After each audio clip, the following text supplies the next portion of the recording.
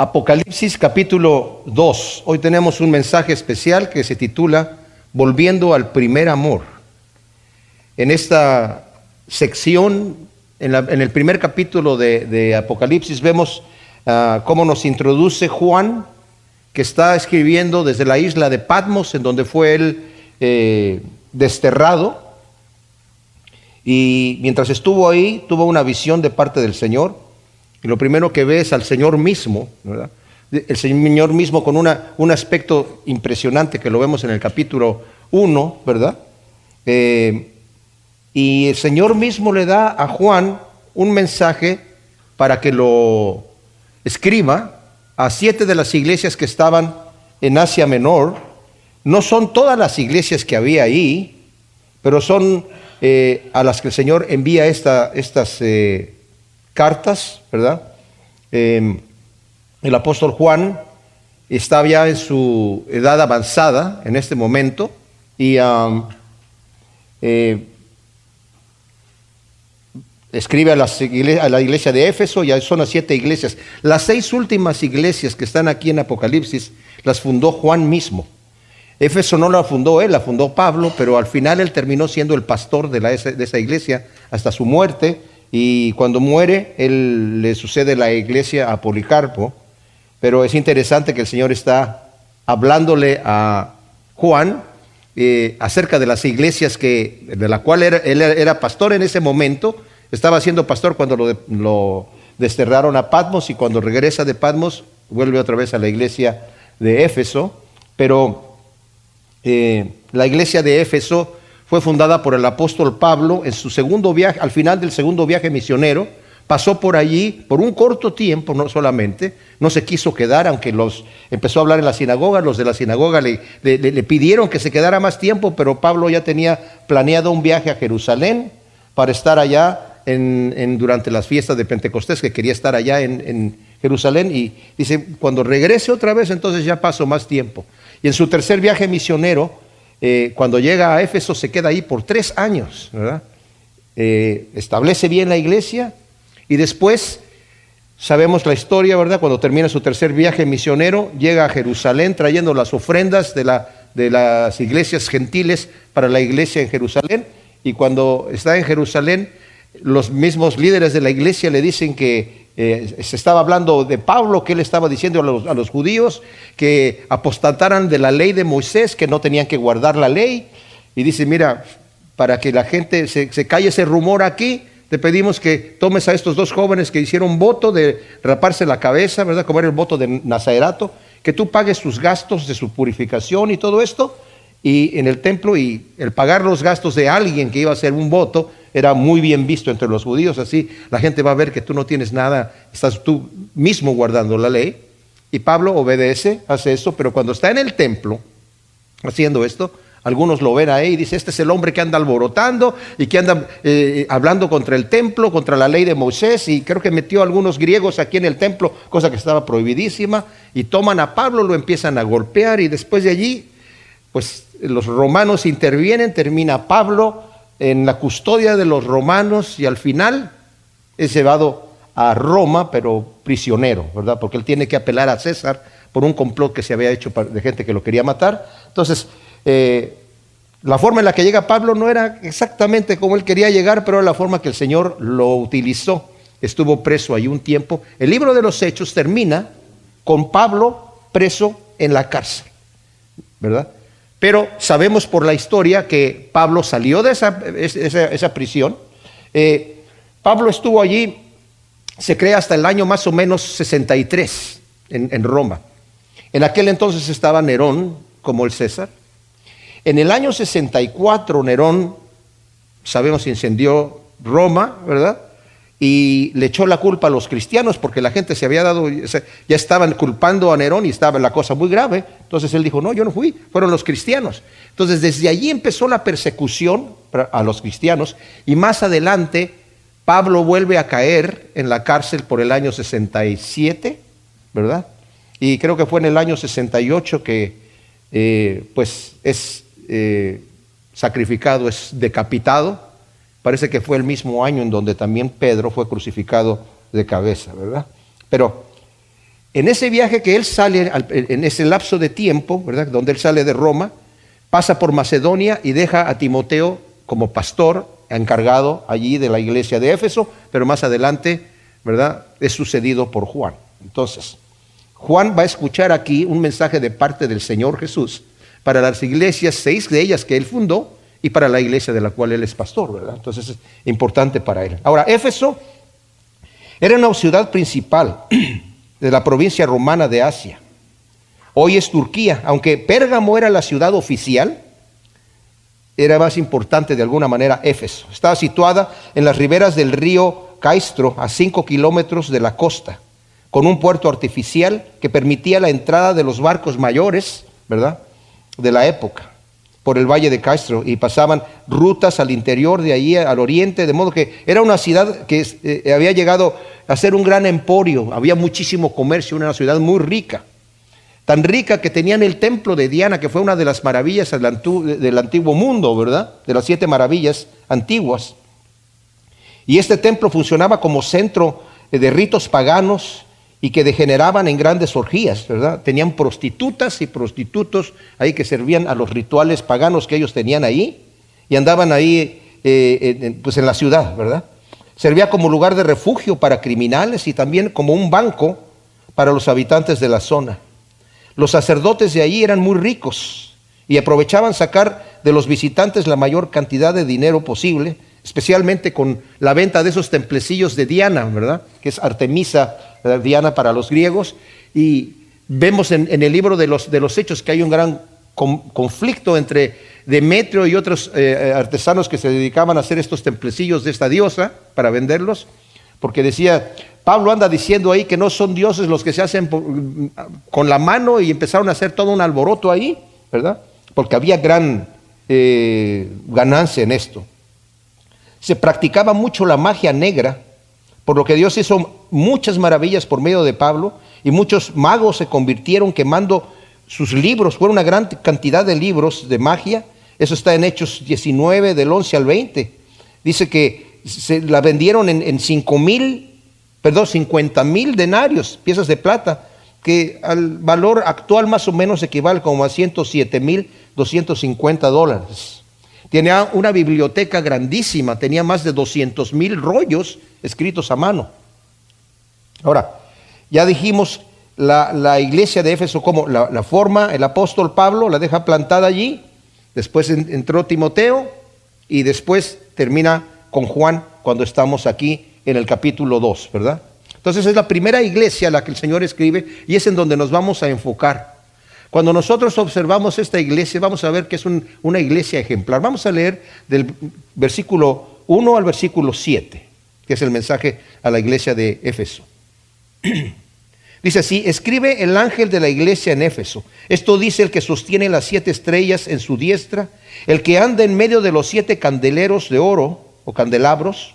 Yo conozco tus obras y tu arduo trabajo y tu perseverancia o paciencia, constancia, y que no puedes soportar a los malos. Y probaste a los que se llaman apóstoles y no lo son, y los hallaste mentirosos. Y tienes perseverancia, y soportaste por causa de mi nombre, y no has desmayado.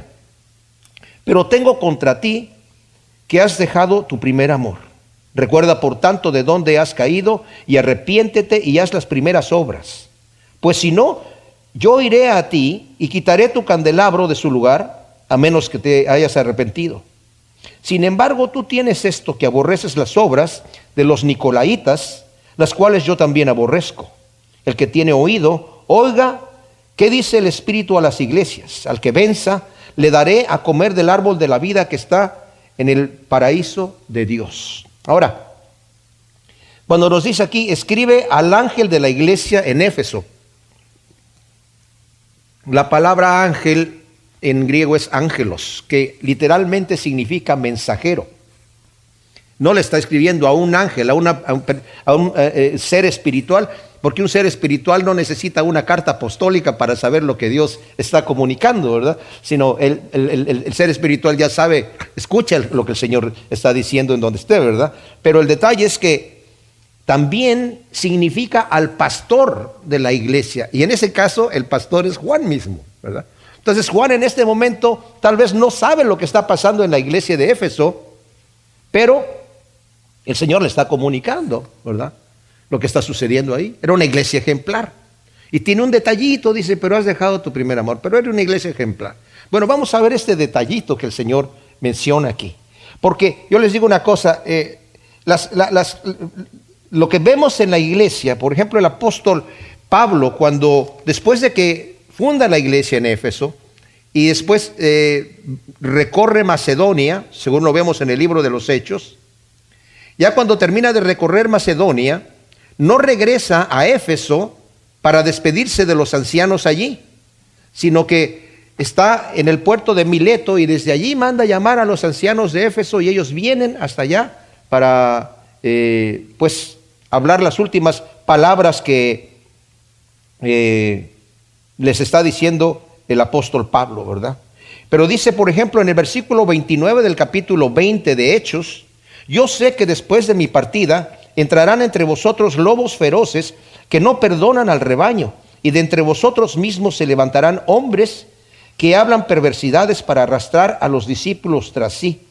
Por tanto, velad, recordando que por 3 años noche y día no cesé de amonestar con lágrimas a cada uno.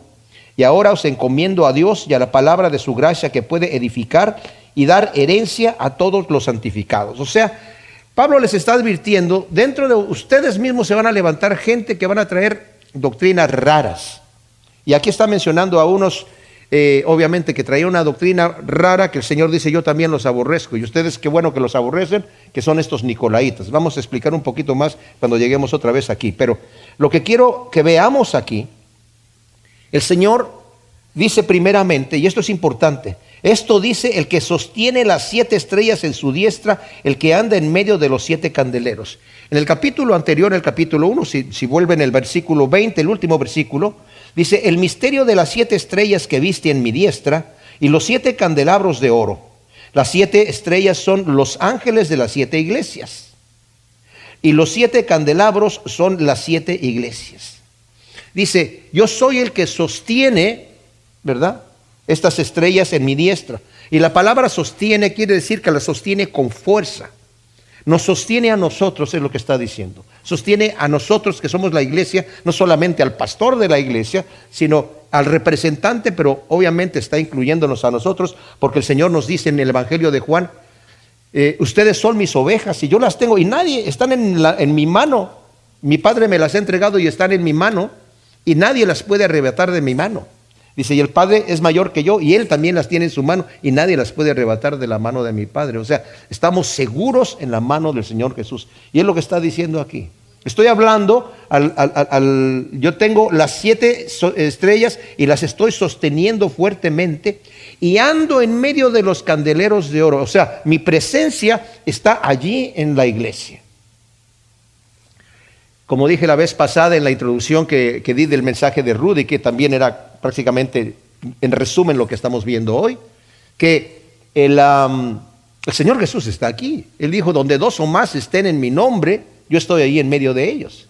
Y cuando nos juntamos a orar, cuando nos juntamos a compartir la palabra de Dios, el Señor está allí. No lo vemos físicamente, porque si lo viéramos físicamente, caeríamos en la tierra y no sé qué haríamos si el Señor de repente se personificara aquí enfrente, ¿verdad? Pero está aquí.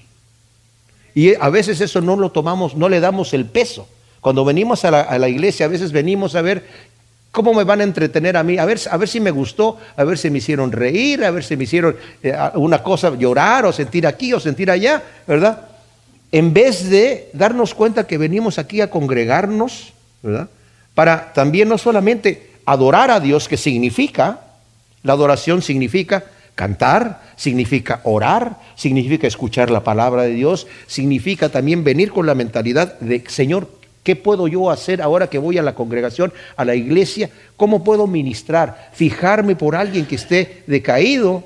Cuando vimos el mensaje de evangelismo continuo, ¿verdad? Vimos que José, cuando estaba en la cárcel en Egipto, ¿verdad?, en vez de deprimirse y decir, Señor, ¿por qué me dejaste caer en la cárcel? Si yo por guardar mi integridad estoy aquí, ¿qué clase de trato me estás dando a mí? En vez de quejarse, empezó a hacer lo que le pusieron a hacer en la cárcel, también hecho, que lo pusieron como a cargo de todos los presos. Y andando, caminando, se fijó que había dos de los presos de Faraón, el copero y el panadero, que estaban tristes. Y les pregunta por qué se ven sus semblantes tan tristes, ¿qué sucede?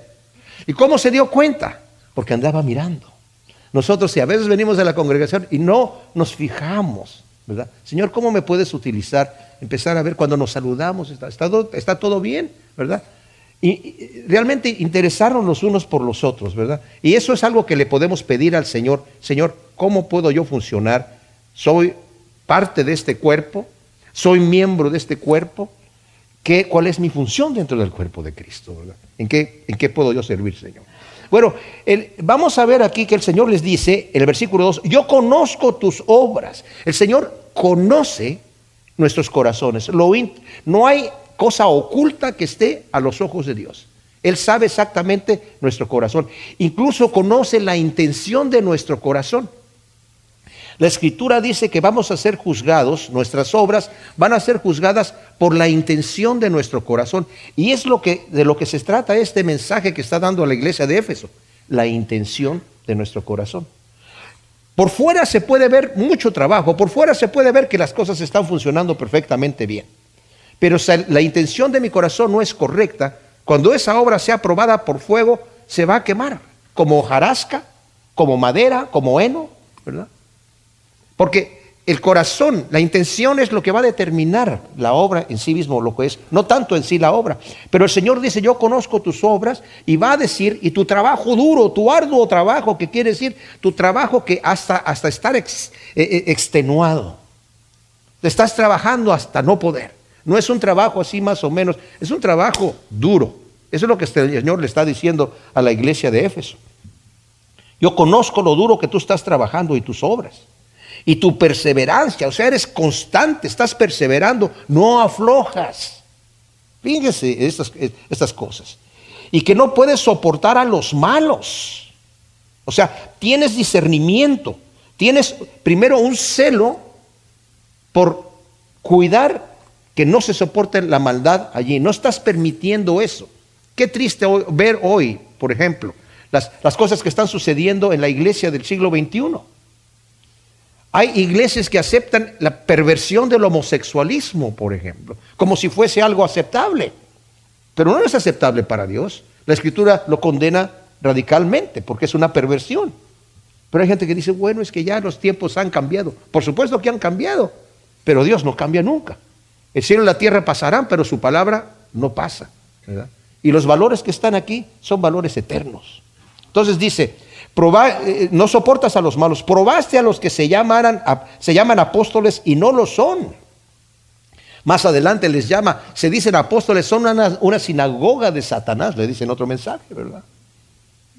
Y los hallaste mentirosos. O sea, esos que Pablo estaba advirtiendo, que se van a levantar de entre vosotros hombres perversos que van a engañar, van a traer tras sí mismos a la congregación con otras filosofías, como diciendo, ¿saben qué? Aquí vamos a hacer una revisión a lo que es el Evangelio para que sea un poquito más moderno, para que sea más aceptable a la cultura de nuestros días. Ese mensaje que Pablo trajo aquí está muy radical para la cultura de aquí de Éfeso. Aquí es una ciudad cosmopolita, tenemos una mentalidad mucho más abierta, ¿verdad? Y el tema de los nicolaítas, de una vez lo voy a hablar porque lo va a mencionar más adelante, ya lo leímos, ¿verdad? No se sabe mucho acerca de los nicolaítas, hay varias opiniones. Una de ellas es disectar la palabra de su etimología, ¿verdad? De la que está compuesta Nicolaitas, ¿verdad? De Nicol, ¿verdad? Que es estar a cargo de, tener un tipo de control, tener una autoridad sobre la gente que está en la iglesia, de donde viene esa autoridad que tienen, por ejemplo, los sacerdotes. Tú no te puedes llegar a confesar con Dios así nada más, así, tú y Dios pidiéndote perdón al Señor, tienes que venir a través de mí para que yo te dé la absolución. El Señor aborrece eso. ¿Por qué? Porque hay un solo Dios y un solo mediador entre Dios y el hombre, Jesucristo hombre. Solamente hay uno, ¿verdad? Y no podemos poner a otro. Entonces, esa es una de las versiones de los nicolaítas, un control que empezó a surgir incluso desde el primer siglo, ¿verdad? Con algunos lugares, pero también significa, algunos lo dicen de un tal Nicolás. Si ustedes cuando leen el capítulo 6 de Hechos, en donde nos dice que había un conflicto porque algunas de las viudas de los griegos estaban quejando que no les estaba tocando lo mismo que le estaban dando a las viudas de los judíos. Entonces los apóstoles dijeron, ¿saben qué? Aquí hay un conflicto que nosotros no vamos a meter nuestras manos allí. Nosotros nos vamos a dedicar a la oración, al estudio de la palabra y a pastorear a las ovejas. Vamos a llamar a 7 varones que se encarguen de servir a las mesas. Y dentro de esos varones, que sabemos que Esteban fue uno de ellos, también hay un Nicolás, el último que se menciona en la lista, ¿verdad? Y unos dicen que ese Nicolás se corrompió y empezó a traer ciertas doctrinas raras. Una que ya era popular en aquel entonces era la filosofía de los gnósticos. Los gnósticos decían que la carne es pecado, la carne es mala, y no hay nada bueno en la carne, y la carne no puede de ninguna manera servir a Dios. O sea, está mala, está en contra de la naturaleza de Dios. Estos decían que Dios empezó a tener emanaciones, y de esa emanación salió otra emanación, y luego otra emanación y otra emanación, y al final salió la última emanación, que fue Cristo, que creó el mundo y creó la carne, pero esa ya no tenía nada que ver con el Dios principal, original, santo, puro, espíritu. Entonces, la carne es mala. Y una de las reacciones era someter a la carne completamente abajo y vivir unas vidas de ascetismo completo, ¿verdad? De infligir dolor al cuerpo y de privarse de muchísimas cosas que están permitidas por Dios, pero era castigar el cuerpo. Y la otra filosofía es, ya que el cuerpo no tiene nada de bueno y no puede de ninguna manera sujetarse a Dios, por mucho que se le haga, entonces no importa cómo yo viva, no importa lo que yo haga con mi cuerpo, puedo dedicarme a cualquier tipo de perversión o cualquier tipo de placer. Al fin y al cabo, con mi espíritu estoy sirviendo a Dios.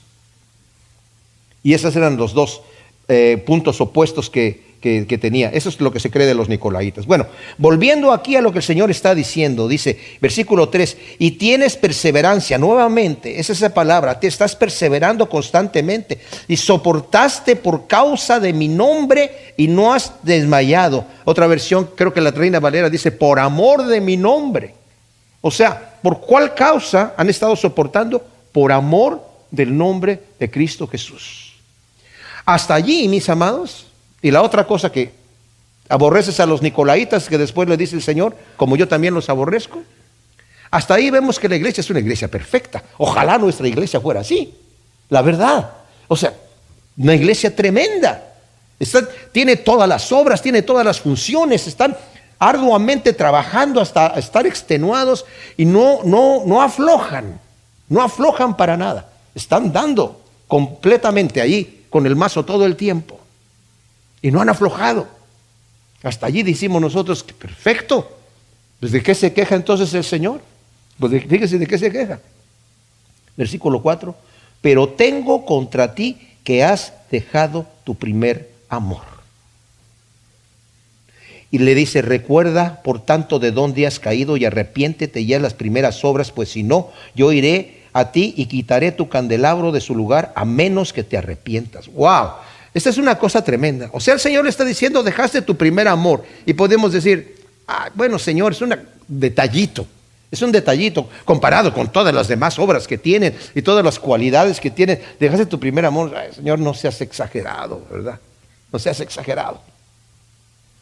¿Qué quiere decir dejando este primer amor? Bueno, vemos que la iglesia de Éfeso, Pablo cuando escribe la carta a los Efesios, los felicita por el amor que hay en la iglesia, ¿verdad? En el capítulo 1, por ejemplo, leemos el versículo 15, dice, por esto yo también, habiendo oído de vuestra fe en el Señor Jesús y del amor para con todos los santos, no ceso de dar gracias por vosotros, haciendo mención en mis oraciones. O sea, he oído de vuestra fe en el Señor Jesús y del amor que se tienen unos con otros. Ahí la iglesia estaba ferviente. Pero ahora acá en Apocalipsis le está diciendo, dejaste tu primer amor. Hay otra traducción que dice, no me amas como me amaste al principio. Ese amor ya menguó. Y yo les digo una cosa, mis amados, en nuestra relación con Dios, si yo en este momento estoy en un punto inferior a cualquier otro momento en mi vida cristiana, que estaba más cerca de Dios, estoy en un paso hacia la apostasía, porque estoy regresándome en vez de estar avanzando. Y el Señor eso no lo ve así nada más ligeramente. Bueno, todos fallamos, Señor. No, espérate tantito. Aquí dice, has dejado tu primer amor, aunque te parezca una cosa insignificante, es una cosa de peso, de peso. Ahora, para que nosotros veamos esto del amor, mis amados, vamos a leer en 1 Corintios 13, que hemos visto eso nosotros, hemos hecho ese tipo de experimento, ¿verdad? En donde hemos cambiado la palabra amor, cuando nos describe del versículo 4 al versículo 7, principio del versículo 8, cuando nos describe aquí las cualidades del amor, ya casi no lo sabemos de memoria, ¿verdad? Que donde dice, el amor es sufrido, el amor es bondadoso, el amor no tiene envidia, el amor no es jactancioso, no se envanece, no actúa indebidamente, no busca lo suyo, no se irrita, no toma en cuenta el mal o no guarda rencor, no se alegra de la injusticia, sino que se regocija de la verdad, todo lo sufre, todo lo cree, todo lo espera y todo lo soporta, y el amor nunca deja de ser. Y lo hemos visto en cuadritos que los venden en la librería cristiana y lo compramos, lo ponemos en nuestra casita y ¡ay, qué bonito el amor, ¿verdad? Como si fuera un sentimiento, como si fuera algo etéreo ahí que está en el aire. Pero esta es una característica, es un fruto del Espíritu Santo. Y hemos hecho el experimento de cambiar la palabra amor y vamos a poner un personaje ahí, alguien que caracterice el amor. Dios es amor, Cristo es Dios. Entonces vamos a poner Cristo allí. Cristo es sufrido, Cristo es bondadoso, Cristo no tiene envidia, Cristo no es jactancioso, no se envanece, Cristo no actúa indebidamente, Él no busca lo suyo, tampoco se irrita y no guarda rencor, no toma en cuenta el mal. Cristo no se alegra en la injusticia, sino que se regocija en la verdad. Cristo todo lo sufre, todo lo cree, todo lo espera y todo lo soporta. Y Cristo nunca deja de ser perfecto, como anillo al dedo. ¿Qué pasa si ponemos nuestro nombre ahí, verdad? No lo podemos leer, pero lo deberíamos de poder leer. Y de esto se trata aquí, mis amados. De tener este tipo de perseverancia. Cuando estamos hablando de las obras que tenía la iglesia de Éfeso, y vemos la característica tremenda de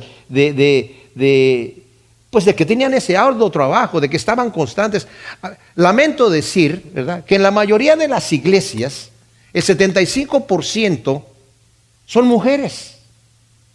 Son las mujeres las que se ponen las pilas. Son las mujeres las que están allí para trabajar. Son las mujeres las que son constantes en oración, en lectura de la Biblia. Los hombres, ahí van, ¿verdad? Es la mujer la que de repente le tiene que buscar el versículo a su esposo porque está preparando un estudio. Está aquí en este lugar porque tú no lees la Biblia, ¿verdad? Hombres, ¿dónde estamos? ¿Qué pasa con nosotros? ¿Verdad? Qué vergüenza. Cuando estamos leyendo esto que estamos leyendo aquí, mis hermanos, es muy importante que nosotros lo veamos y lo apliquemos. Lo vamos a aplicar en un momentito más. Nada más quiero que veamos que el Señor está hablando acerca de perder este primer amor y está hablando acerca de lo que tenemos que hacer. El Señor dice, recuerda de dónde has caído. Esto quiere decir, estuviste en algún momento, como dije yo, en una posición más cercana al Señor, había una pureza mayor en tu corazón, había una cercanía. Yo me acuerdo cuando recién me convertí al Señor, mis amados, no había cosa que yo supiera de parte de la palabra de Dios que yo tendría que hacer para agradar a Dios que no estuviera dispuesto a hacerlo. Aunque no fuera una cosa agradable. Yo era músico secular, tenía todo el equipo para una banda, un grupo musical. Tenía la batería, tenía el teclado, tenía el bajo, tenía los amplificadores, mis guitarras y todo este asunto, ¿verdad? Entonces, el baterista que se unió a nuestro grupo, yo tenía, como era fanático de los Beatles, tenía una batería como la de Ringo Starr, la misma marca, el mismo modelo, el mismo color, todo exactamente igual, ¿verdad? Entonces, este amigo, este baterista que se unió al grupo, se compró, yo la tenía como él la tenía, o sea, tenía aquí la tarola o caja, como le llaman, el bombo, un tom de este lado, y no sé si eran 2 toms aquí y el de piso y sus platillos, y tal como él la tenía Ringo Starr, así la tenía yo, ¿verdad? Pero este amigo quiso tener 2 bombos y quiso tener tambores de este tamaño hasta un aquí grandote, entonces y un montón de platillos. Y al final se compró una caja o una tarola súper sensitiva, otro modelo. Entonces yo guardé la mía, quiso otros contratiempos, platillos, yo guardé los míos, otro ride de platillo, yo guardé el mío. Y la armó con la mía y lo que él le puso, ¿verdad? Entonces tenía esas partes ahí extra.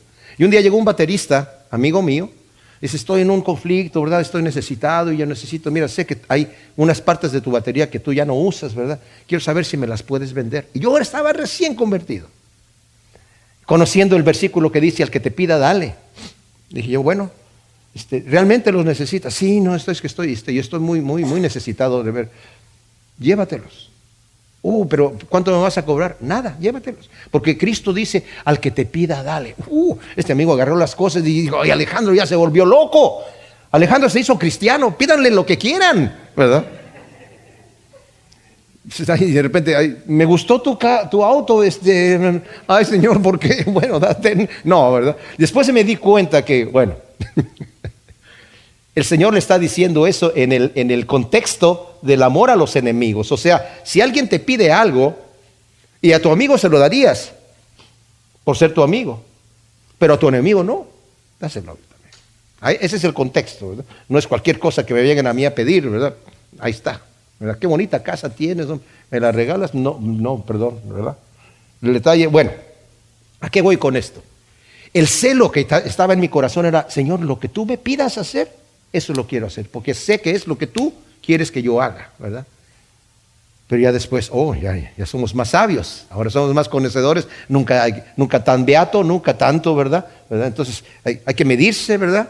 Hay que medirse y la religión tiene su momento y yo también tengo mi momento y al rato como nos vamos enfriando. Déjeme decir una cosa, el Señor nos está llamando a nosotros a volver a ese primer amor. Una cosa que debo decir, Cristo nunca ha perdido ese primer amor por nosotros. Nos ama con la misma pasión que nos amó en la cruz del Calvario. Y no afloja. Por eso demanda que nosotros tengamos ese amor en nuestro corazón. Ahora, varones, aquí nos está hablando el Señor, recuerda de dónde has caído y luego arrepiéntete. O sea, reconoce que estás mal. Eso es importante. Arrepiéntete no nada más es decir, ay, pues es que me siento mal, me siento triste por lo que hice. En la cárcel hay muchos presos que están tristes. Pero no están tristes por el crimen que cometieron, están tristes porque los atraparon, ¿verdad? Pero aquí tiene que haber una tristeza que viene con el contristado del corazón porque estoy en una posición que no debo de estar, no estoy obedeciendo a mi Dios. Y vuélvete. Ahora, ¿realmente amamos a Dios?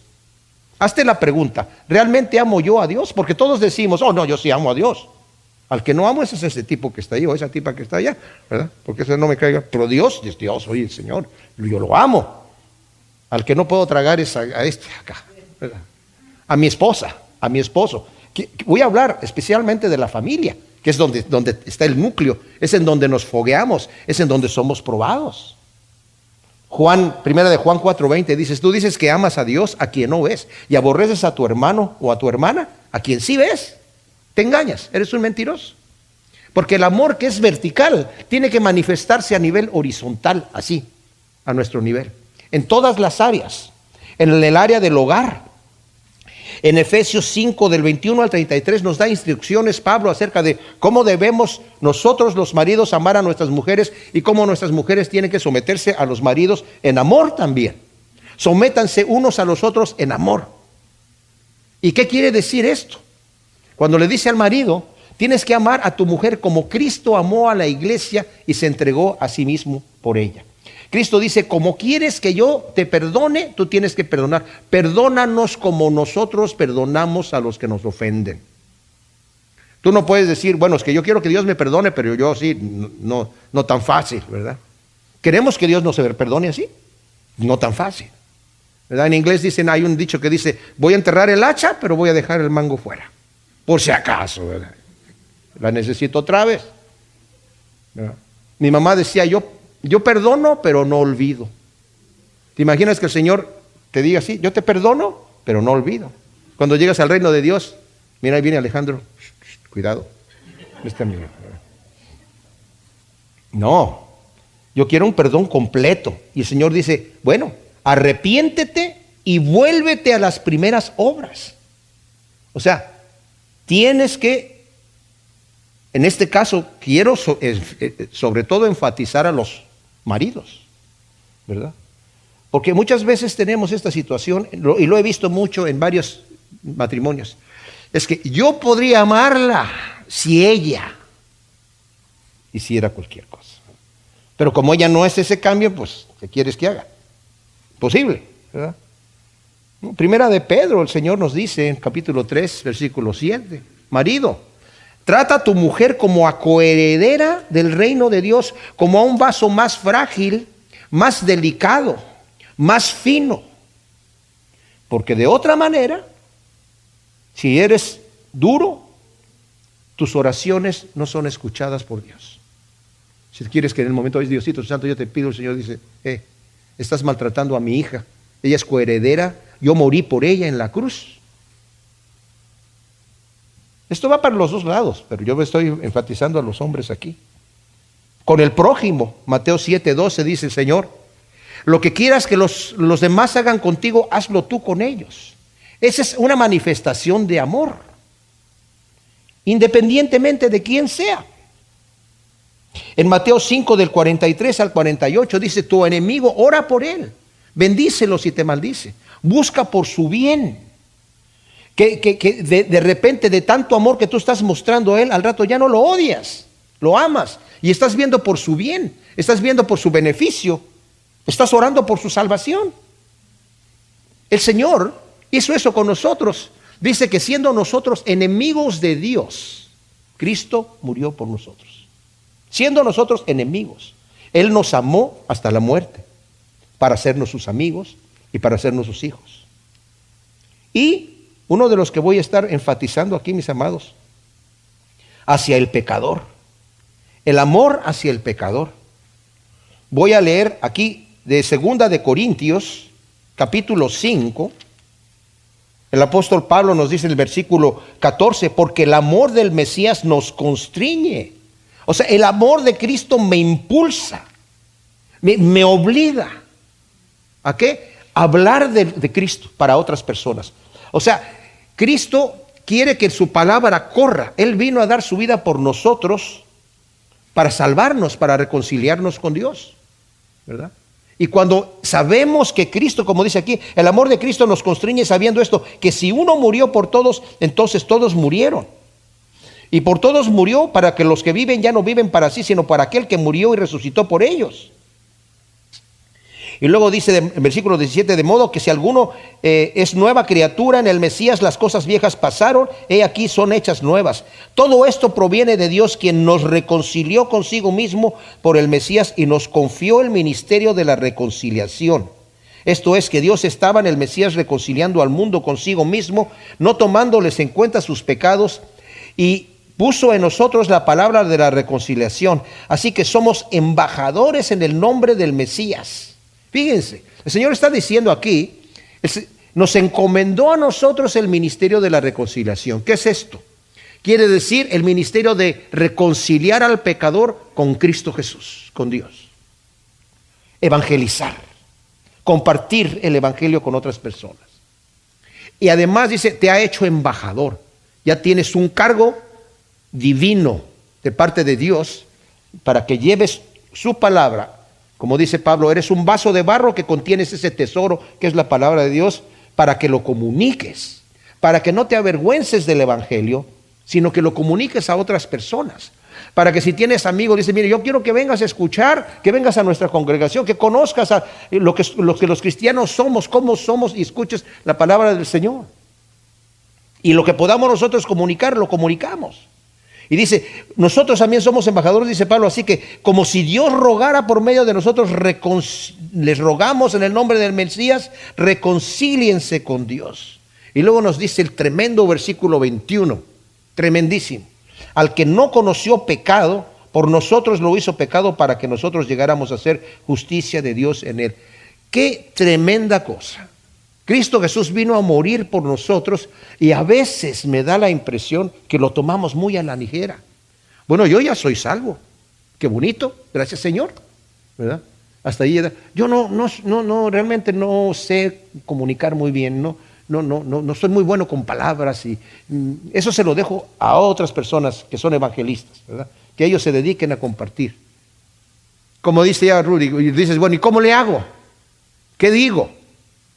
Pues ora al Señor, como dice Santiago, ora y Dios te va a dar sabiduría. Pero con tu propia vida, con tu ejemplo, si uno quiere ver la puerta abierta, el Señor va a abrir la puerta en un momento dado. Si uno está orando esto, Señor, úsame hoy, quiero hablar de tu palabra. Con el tiempo vas a tomar experiencia, vas a empezar a tener experiencia en cómo hacerlo, pero en el momento, Señor, tú abre. Y les digo una cosa, aquellos de ustedes que han compartido su fe con otros, y sobre todo cuando han visto que alguien se convierte, cuando ustedes le llevan el evangelio, hay dos cosas. Uno se queda impresionado cómo el Señor me puso esas palabras que no sé ni de dónde salieron, pero ahí salieron. Y tocó el corazón de esta persona. Y qué gozo cuando alguien se arrepiente. El gozo que tenemos, el gozo que hay en el cielo, el Señor lo comparte con nosotros aquí en la tierra, ¿verdad? Así que es importantísimo, mis amados, que sepamos de ese ejemplo, ¿verdad? Que tenemos que tener.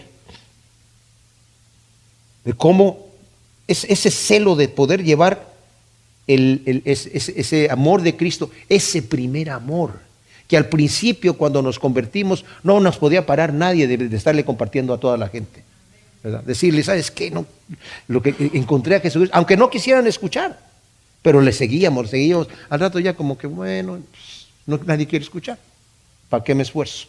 No. O sea, si hubiera dicho Jeremías, bueno, lo dijo una vez, ¿verdad?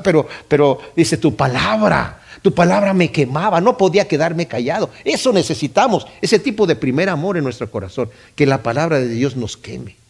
Y podemos decirle, Señor, quiero volver a ese primer amor. Recuerdo que en esta ocasión en mi vida yo estaba bien entregado a ti y no importaba lo que yo supiera que tú me mandabas, pedías de mí, yo estaba dispuesto a darlo. Marido, si tengo problema en mi casa con mi mujer, no puedo decir que estoy amando a Dios como con ese primer amor, porque no lo puedo manifestar afuera. Y esa es mi primer cosa. También mis hijos, también mis hermanos, joven, tu papá. ¿Qué pasa a veces en el hogar, mis amados? El padre es tan mal ejemplo para sus hijos, que los hijos crecen con ese mal ejemplo. De dos maneras, o los jóvenes que ya no les importa saber nada de Cristo porque pues, el papá no les da ningún ejemplo. Si el marido maltrata a su mujer, está enseñando dos cosas a sus hijos. Tú, hijo, puedes maltratar a tu mujer cuando te cases. Y tú, hija, tienes que aguantar los golpes. Es lo que le estamos enseñando a nuestros hijos cuando somos así en el hogar. Ellos son una tela blanca y están aprendiendo. Y ellos a lo mejor no van a decir, mi papá me maltrataba a mi mamá, yo no voy a hacer eso con mi mujer. Tal vez lo diga, pero en muy raras ocasiones eso sucede. Generalmente aprenden ese ejemplo. Y muchas veces hasta los hijos empiezan a insultar a la mamá porque vieron que el papá los insultó libremente y así aprenden, ¿verdad? Ahora, si leemos aquí en Corintios, ¿verdad? Primera de Corintios 13, como lo leímos hace rato, yo quiero irme a los versículos que están arriba, porque ya vimos lo que es el amor, ¿verdad? El amor es sufrido, ¿en dónde? Ponlo aquí, vamos a hacerlo así, en tu casa, con tu mujer. El amor es bondadoso, ¿verdad? Es benigno, quiere decir, no le ve el lado malo al asunto, le ve siempre el lado bueno. No dice, no, es que ¿por qué me dijo esto? No. El amor no tiene envidia, ¿dónde? Allí en el hogar. El amor no es jactancioso, ¿dónde? También allí, y no se envanece. No actúa indebidamente, no busca lo suyo. ¡Wow! No se irrita. ¡Auch! ¿Dónde? Allí en el hogar. No toma en cuenta el mal, o sea, no se goza de la injusticia, sino se goza de la verdad. Todo lo sufre, todo lo cree, todo lo espera. Miren, El Señor es amor con nosotros. El Señor, yo le digo, Señor, yo ya, perdóname, nunca lo vuelvo a hacer. Él me podría decir, ¿cómo? Que no lo vuelvo a hacer. Lo vas a hacer mañana a las 3:15. Él ya sabe lo que va a pasar. No obstante, todo lo cree y me lo toma, ¿verdad? No dice, bueno, te voy a medio perdonar porque ya sé que lo vas a hacer mañana. No, perdonado, ¿verdad? Y Él ya sabe. Pero vámonos al principio.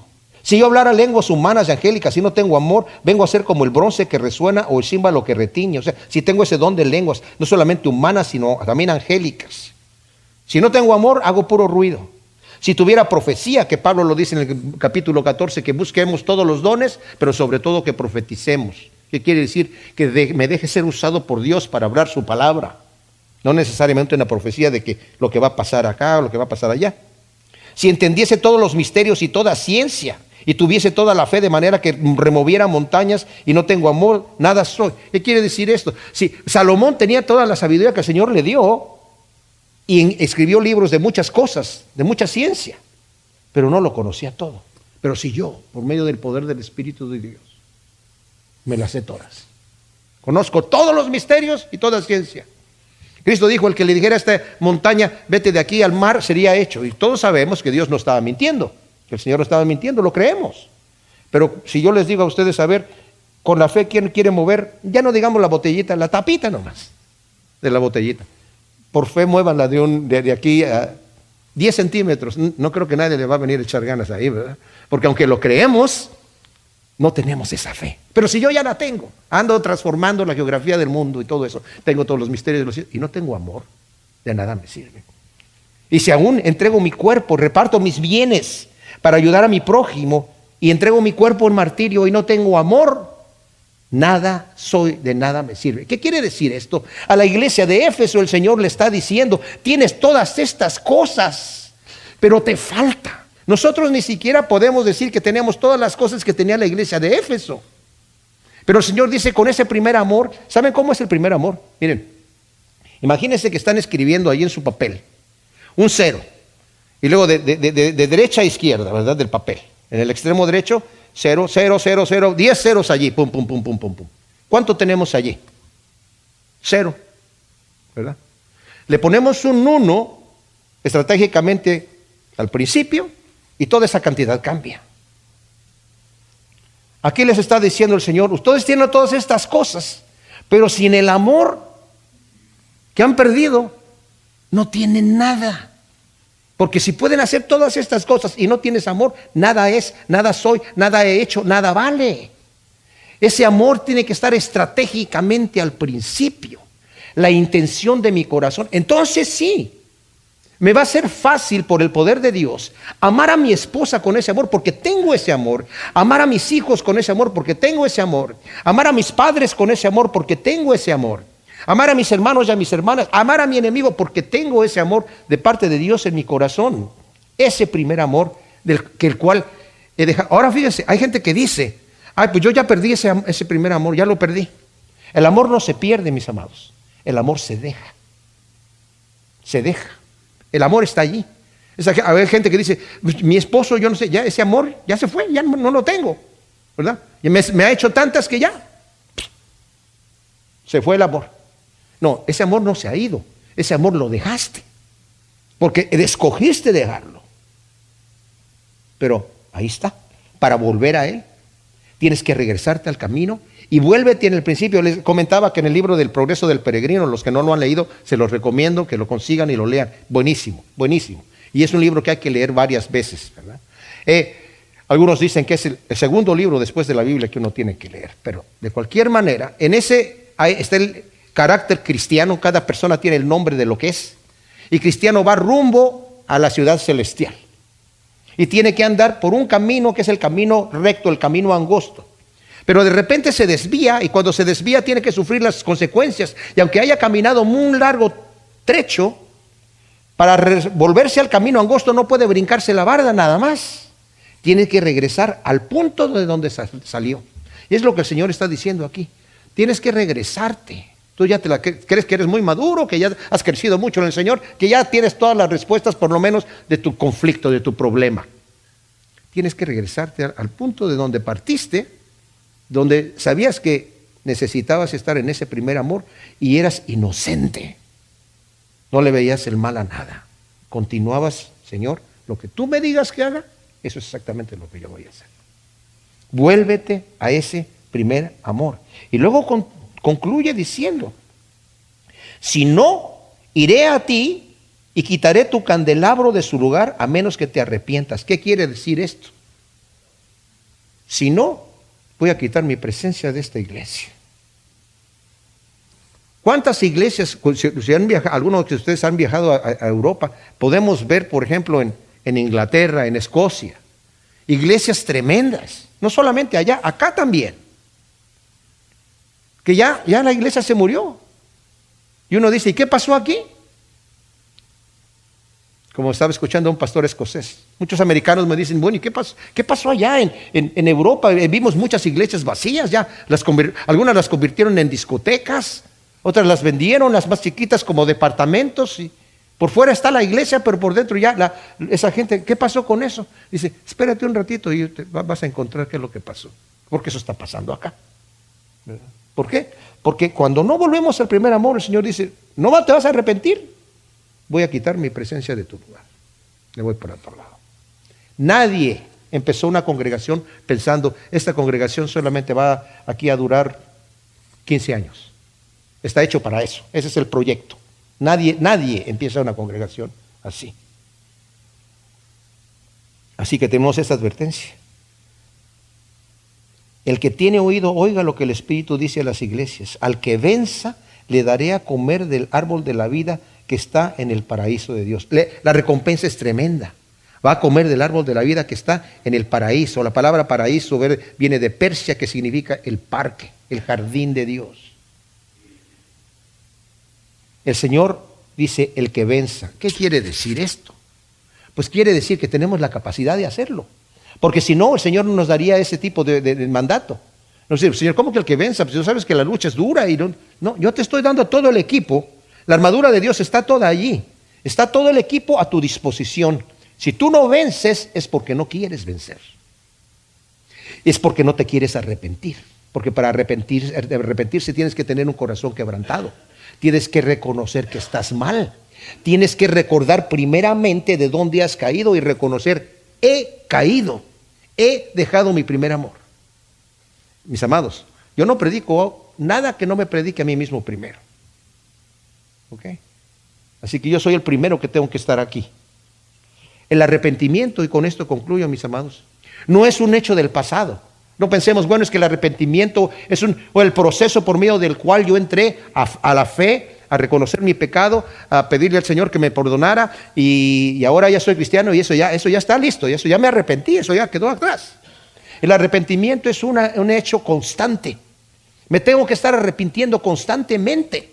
Tengo que venir con ese corazón contrito y humillado constantemente. Y si no, levante la mano aquí el que no peca. Y no tiene que arrepentirse. Tenemos que estar volviendo a nuestro primer amor constantemente. Esta iglesia, una iglesia ejemplar, tenía todos esos ceros allí, pero le faltaba el uno del primer amor. Regresemos pues a nuestro primer amor. Gracias, Señor, te damos por tu palabra. Te pedimos que siembres estas semillas en nuestros corazones para que den su fruto a 100 por 1 en el nombre de Cristo Jesús. Amén.